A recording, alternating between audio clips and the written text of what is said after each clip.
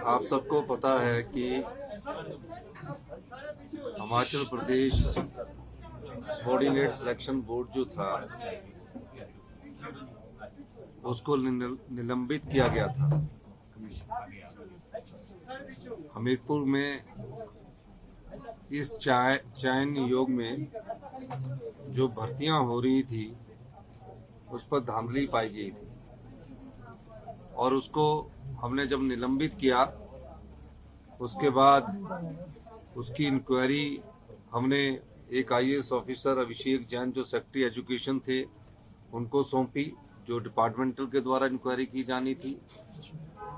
और हमारा विजिलेंस में जो आईजी है उनको हमने ये इंक्वायरी सौंपी। मुझे बड़े दुख के साथ कहना पड़ रहा है कि जो कर्मचारी चयन योग था हमीरपुर में, उसमें पिछले 3 साल से इस पेपर लीक के मामले हो रहे थे। पेपर बिक रहा था और पेपर बिकने के साथ कुछ लोगों को ही पेपर बेचा जाता था और ये पेपर बेचने का धंधा पिछले 3 साल से चल रहा था। और जो अभी पेपर हुए हैं उनके विषय में भी शिकायतें प्राप्त हुई है।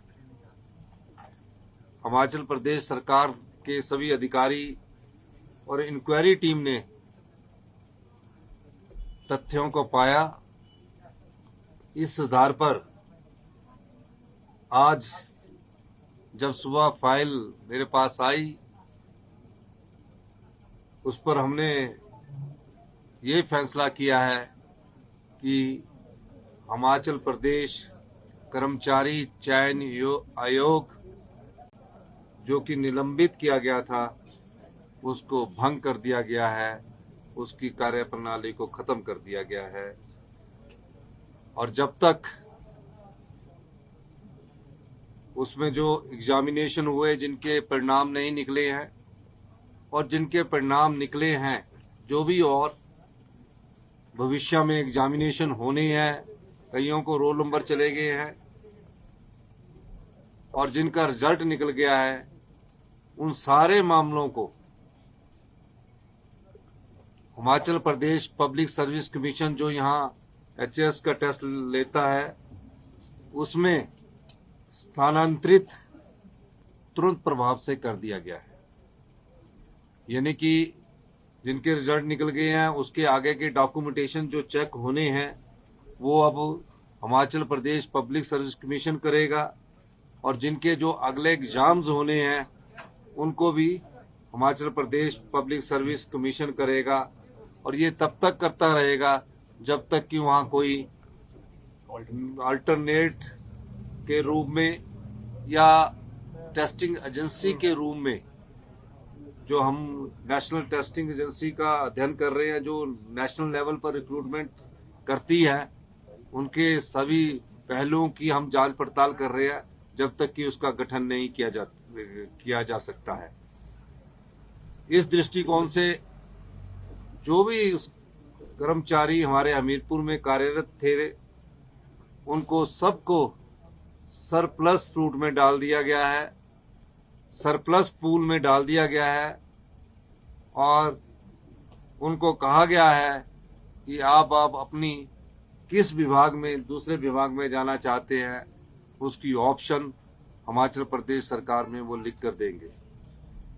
मेरा ये मानना है जब किसी संस्था पर उंगली उठती है और इंक्वायरी के बाद ये पाया जाता है कि इस संस्था पर उंगली उठी है और पेपर बिके हैं, उस संस्था की विश्वसनीयता पर सवाल खड़ा हो जाता है। और इस प्रकार जब तथ्य पूरे हमें मालूम हुए और पूरे तथ्यों के आधार पर आज ही हमने हिमाचल प्रदेश पब्लिक जो हमीरपुर में चयन योग है उसकी पूरी इंक्वायरी करने के बाद ये पाया कि यहाँ टॉप से लेकर बॉटम तक लोग शामिल थे और इस दृष्टिकोण से हमें ये कड़ा फैसला लेना पड़ा है।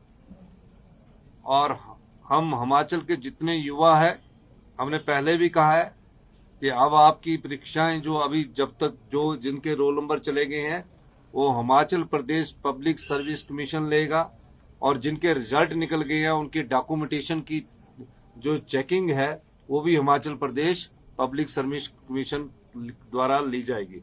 और जो आगे इंटरव्यू होने हैं उन इंटरव्यूओं को भी जब तक की नई एजेंसी नहीं आ जाती Himachal Pradesh public service commission ही लेगा।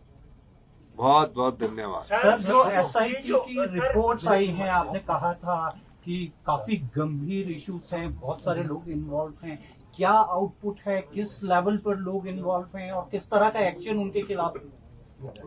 देखिए, डिपार्टमेंटल इंक्वायरी भी हो गई है और दूसरी इंक्वायरी भी टाइम बाउंड मैनर्स में आ गई है। जो भी लोग इन्वॉल्व है उनके खिलाफ इंक्वायरी चल रही है, कुछ को अरेस्ट कर लिया गया है और उसके बाद हमने ये पाया कि हमें क्या फैसला करना है। युवाओं के साथ धोखा ना हो।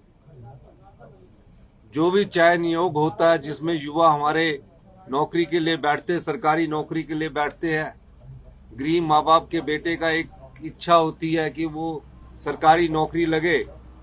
जब उसके मन में ये भावना आती है कि मेरे पढ़ने लिखने के बावजूद भी, मेरिटोरियस होने के बावजूद भी चयन योग से पेपर लीक होते थे, पेपर बिकते थे, ये सारी रिपोर्ट आने के बाद हमने इस कर्मचारी चयन योग को भंग करने का फैसला किया है। इसका अस्तित्व अब नहीं रहेगा।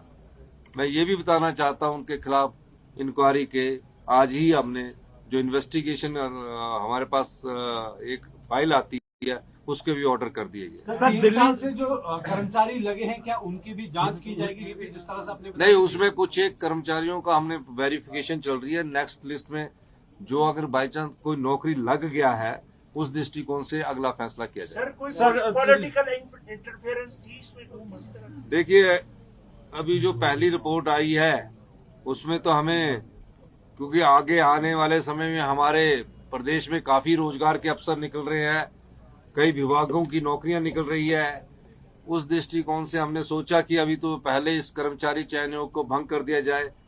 युवा साथी इस भ्रमजाल में रहे कि हमारे आने वाले समय में जो एग्जाम होंगे वो किसके कौन करवाएगा, कैसे नहीं करवाएगा। पहले तो इस दृष्टिकोण से कार्य किया जा रहा है और कई चीजें सामने आई है जो मैं आपको डिस्क्लोज नहीं कर सकता। वो इंक्वायरी का मैटर है और हमने एक्शन लेने के लिए जो हमारे विजिलेंस के अधिकारी हैं उनको कह दिया है। सर, कोर्ट में भी चार्जशीट पेश करने का प्रोसेस क्या? आज मुझे लगता है कि एक फर्स्ट चार्जशीट हो जाएगी और उसके साथ ही सप्लीमेंट्री चार्जशीट भी फैल होगी। सर, वित्त मंत्री यूनियन मिनिस्टर सीतारमण ने साफ इंटरव्यू में कहा है कि मेरा आज का सवाल इसी से संबंधित है, क्योंकि ये युवाओं के भविष्य से जुड़ा हुआ फैसला था और हमारी सरकार को बने में अभी सिर्फ 2 महीने हुए। हमने उस पेपर का पर्दाफाश किया जो युवाओं के साथ धोखा करते थी, उन लोगों का पर्दाफाश किया जो पेपर बेचते थे। कुछ पेपर कुछ लोगों को बेचकर उनको सरकारी रोजगार देने की प्रयास करते थे और युवाओं के साथ, हिमाचल प्रदेश के युवाओं के साथ धोखा होता था। 2 महीने में हमारी सरकार ने पहले उसको निलंबित किया, आज उसको भंग कर दिया और उसके बाद अब हमारे पर और दायित्व बन जाता है कि जो हमारे रोजगार के अवसर, काफी सारे रोजगार के अवसर एजुकेशन में निकल रहे हैं और डिपार्टमेंट्स में निकल रहे हैं, उनके अगले एग्जाम हम पब्लिक सर्विस कमीशन के तहत करवाएंगे जब तक कि कोई नई एजेंसी आने वाले समय में उन एग्जाम को करवाने के लिए बंद।